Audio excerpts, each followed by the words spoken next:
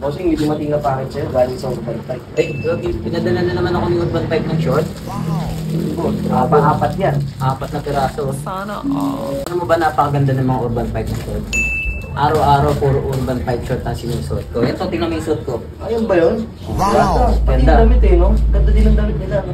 Yung- Sa kanila din ba yan galing? Sa kanila rin tong Urban 5 na oversize short. Ayun o, kapag bumibili kasi ako ng short, Urban 5 short lang. Tapos Urban 5 din ano, oversized t-shirt. Ayan, tingnan mo yung short ko. Dalawa yung bulsa niya, ang kapal niya. Malalim yung bulsa niya, hindi mahuhulog yung mga wallet at cellphone dyan. Bagay na bagay May bulsa na sa harap yan, may bulsa pa sa likod dyan. Tama. Perfect yun pag ano, pag pangalis. Mga pangalis, lalo ngayon, di ba, sa summer. Pwede mo rin suotin pang ano yan, no? Panlakad-lakad, no? Panlakad, Pang beach. pang beach, pwede sa beach yan. Ang ganda ng tali niya, no? Hindi mo ano talagang Saka mahal, no? hindi mahal to. Mura lang to. Mukha siyang mamahalin pero mura lang siya. Magkano ba yan, boss? Magkano lang to. Kaya sa mga gusto mag-check out nito, i-click lang ninyo yung yellow basket ko. Nandiyan yan sa ating yellow basket. Ayan. Gusto mo ba to? Okay, boss. Ano?